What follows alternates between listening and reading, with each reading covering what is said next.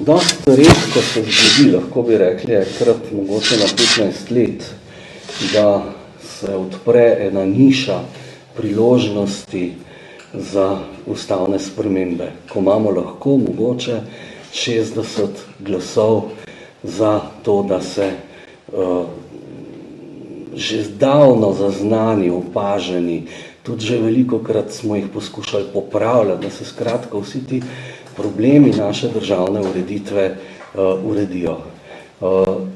Jaz sem prepričan, da takrat, kadar se taka niša pokaže, da jo je dobro kar najbolj izkoristiti. Zato tudi ta predlog sprememb ustave, ki smo ga tudi čisto konkretno napisali, pravzaprav zajema spremembo 21 členov ustave, kar je kar velik, tako je več kot 10% ustave bi nekako bili mi pripravljeni podpreti, da se spremenijo. Poleg tega pa seveda tudi to star problem z ukinitvijo volilnih okrajev. Tu mislim, da imamo zelo dobro rešitev, kako bi odpravili to dolgoletno oviro, da se to ni moglo zgoditi in če bi se le dalo, da bi tudi poskušali ustanoviti pokrajine. Ta je dolg, ki ga imamo do slovenske ustave, pravzaprav že 30 let. Tisto, kar je na nek način lepota teh predlogov, je to, da to dejansko so predlogi, ki so nastajali zadnjih 30 let, postopno, ki so bili vsi že zelo veliko predebatirani, ogromno strokovnih člankov na to temo je bilo narejenih, ogromno se je razpravljalo, tudi vrsta teh predlogov je bila že predlaganih v državni zbor in v resnici jim ne manjka nič drugega kot to, da jim je manjkala politična volja oziroma potrebna večina, da bi bili sprejeti. Če bi nam tokrat to uspelo spremeniti, mislimo, da bi naredili zelo dobro stvar za Slovenijo. Prva stvar je mogoče na prvi pogled nekoliko nesimpatična, da poskušamo povečati število poslancev državnega zbora na 92 iz 90. Zakaj? Zaradi tega, ker imamo v naši državi 88 izvoljenih poslancev na neposrednih volitvah.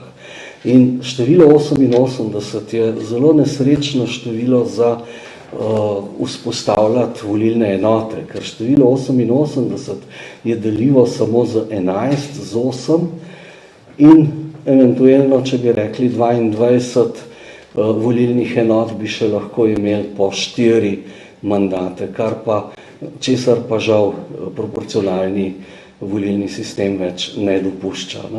Če pa bi povečali število poslancev na 90 teh, ki so izvoljeni na neposrednih volitvah, plus 2 poslanca narodnosti, potem pa bi bilo mogoče povečati število volilnih enot na 18 in v njih bi se v vsaki izmed njih izvolilo po 5 poslancev, enakomerno na vsakih 95,000 volivcev po vsej Sloveniji, kar bi seveda zelo izboljšalo reprezentativnost našega političnega predstavništva in bi bilo seveda v marsikakšnem pogledu zelo, zelo koristno. Pa v tem, če vas bo kaj podrobneje zanimalo, mogoče več kasneje, da ne bom predolg. Druga stvar, ki jo jaz vidim kot kar nujna in je tudi že bila predlagana v državnem zboru, je ukinitev oziroma prenehanje državnega sveta. S tem bi se znatno poenostavila naša državna ureditev. Slovenija je majhna, unitarna država, medtem ko so drugi domovi značilni za velike, večnacionalne države in posebej za federacije. Slovenija seveda ni nič od tega in še dodaten problem je, če želimo ustanoviti pokrajine, je zelo verjetno treba ukiniti državni svet. Zaradi tega, ker državni svet plus pokrajine, to je značilna situacija za federacije. Ne? Tako da v bistvu rabimo eno ali drugo. Ali naredimo državni svet, ki bo tudi predstavništvo lokalnih skupnosti, ali pa naredimo pokrajine, čemur bi bil osebno bolj naklonjen. Zakaj? Zaradi tega, ker bi pokrajine lahko bistveno boljše prispevale k regionalnemu razvoju, k prostorskemu razvoju države in seveda k vrsti javnih služb, ki jih je ta trenutek težko voditi iz centra, iz Ljubljane, se pravi regionalnih bolnišnic, infrastrukture, če hočete gledališč, če hočete vrste drugih stvari, ki jih pravzaprav rabimo na neki srednji ravni lokalne samouprave in zaradi tega se nam zdi, da bi ta stvar bila zelo, zelo nujna. Moramo reči, da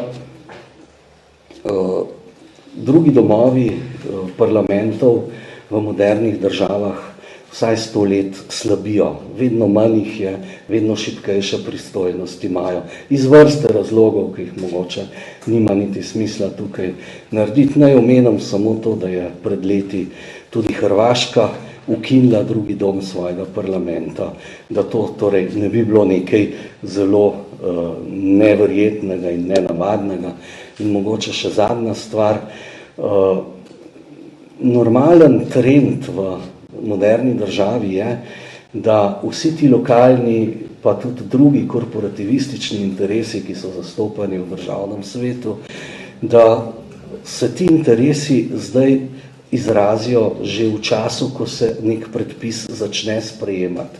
In Slovenija je v tem pogledu naredila v zadnjih 15-20 letih en ogromen napredek.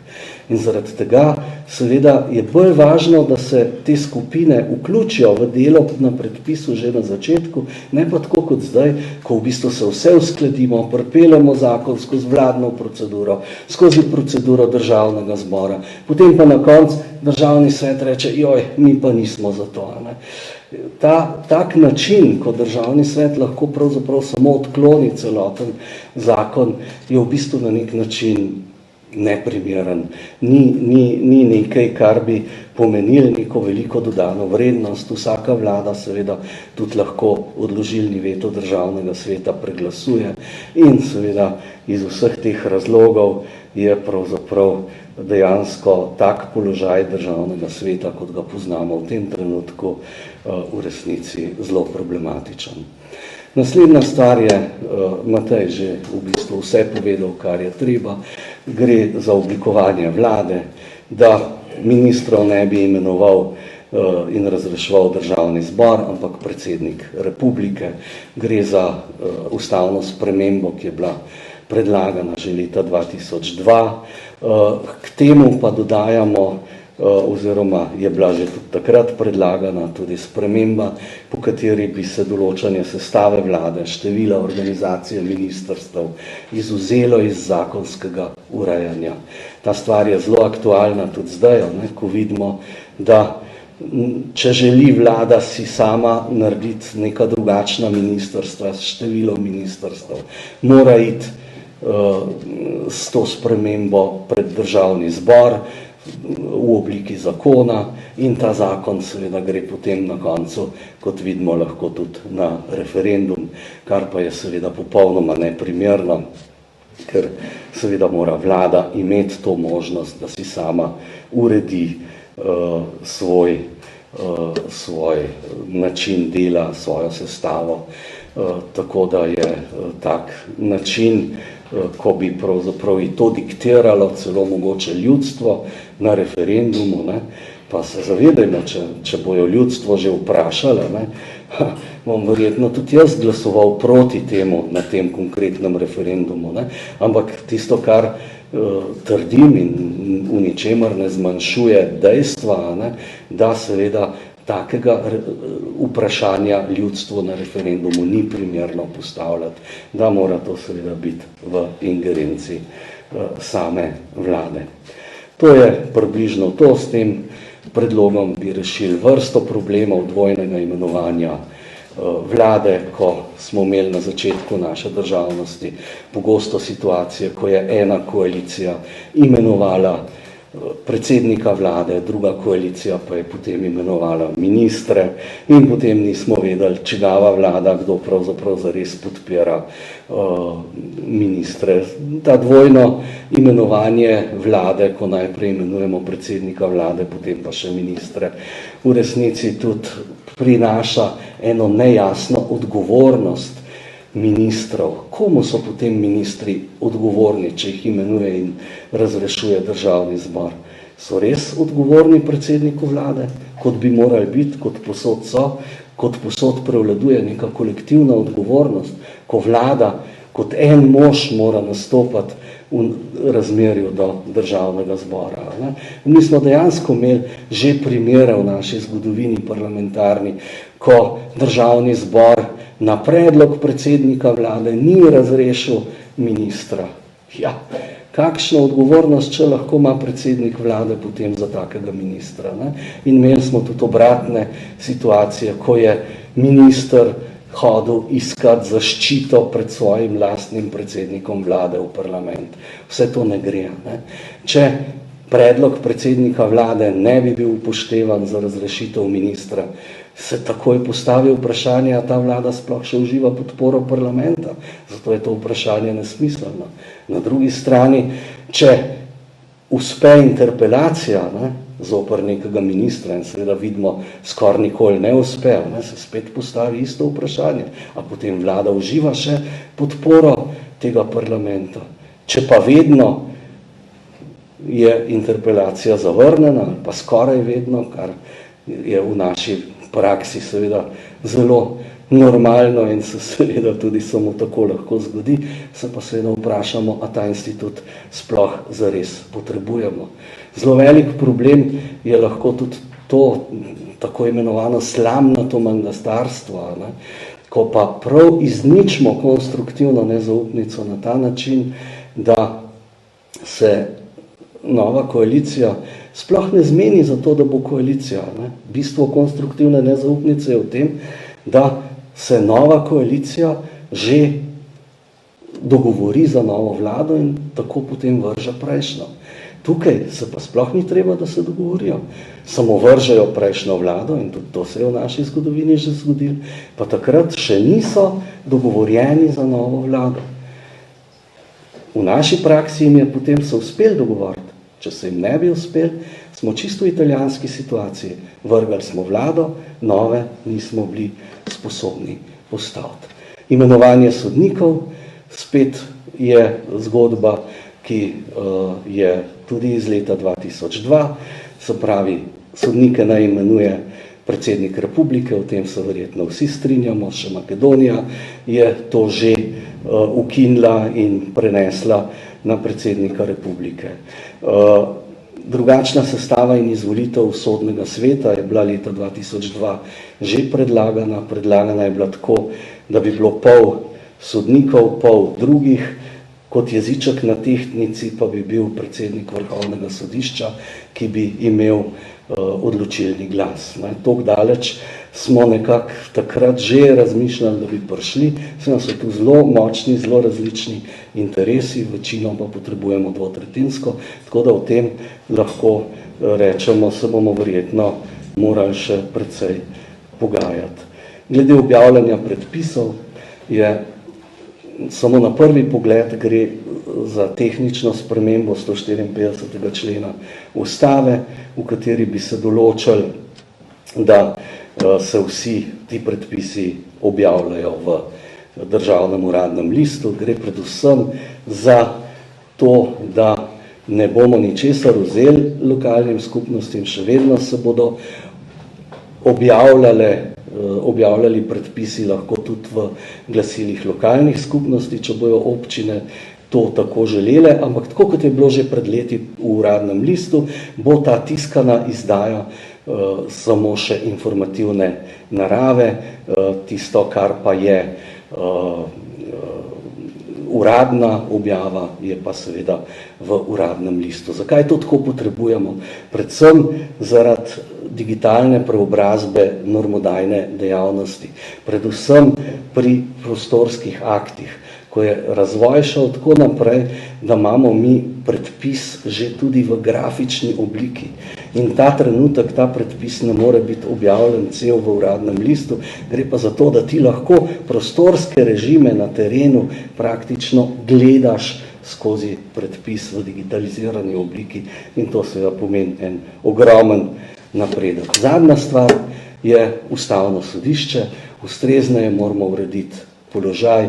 Vsi vemo, da je Ustavno sodišče v zadnjih letih zašlo v resne težave, ker se mora soočati s prevelikim pripadom zadev, ki ga vedno težje obvladuje in do tega prihaja zato, ker se mora v sedanji ureditvi preveč ukvarjati z dejanskimi vprašanji, s konkretnimi spori. Praktično se 90% časa ukvarja z ustavnimi pritožbami in drugimi stvarmi, ne pa z tistim, za kar je ustanovljeno, se pravi z ocenjevanjem skladnosti zakonov z ustavo. Ne? In na ta način ga poskušamo razbremeniti in pripeljati do tega, da bo lahko reševalo dejanske probleme. Tudi ta predlog je bil predlagan že leta 2010. In že takrat je bil prepoznan ta problem previsokega pripada zadev Ustavnemu sodišču, zadeve so se pa od takrat samo še zaostrile, kar med drugimi dokazujejo tudi posamezni zelo konkretni primeri povezani z določbami zakona o urejanju prostora, kjer se seveda celo že ustavni sodniki v ločenih mnenjih pozivajo pristojne, naj vendar odreagirajo, naj vendar vložijo ustavno spremembo, ker Ustavno sodišče tako več ne more delati. S tem je to vloženo in upamo, da bo tudi sprejeto, da bomo šli tako naprej. Se pravi, tisto, kar bi mi radi naredili, je sprememba v bistvu 21 členov Ustave plus uvedba pokrajin plus ukinitev volilnih okrajev. Vsi ti problemi naše ustave na to čakajo že od njenega sprejetja. Te stvari so strokovno, kakor so pripravljene, sem poskrbel za to pravzaprav nesporne. Zelo težko se reče, da kakorkoli je tukaj lahko karkoli sporenga. Tudi stroka je to vedno že potrdila. In kot rečeno, redko se odpre ta niša, ko lahko sprejmemo stvari, ki jih moramo sprejemati z dvotretjinsko večino. Zato bi bilo zelo dobro, da bi jih v tem trenutku sprejeli čim več. Jaz ne rečem, da bojo vse sprejete. Tudi sploh ne vem, če bo sploh kakšna. Vem pa, da bi bilo izjemno koristno za našo državo, če bi bile sprejete prav čisto vse do zadnje. Hvala lepa.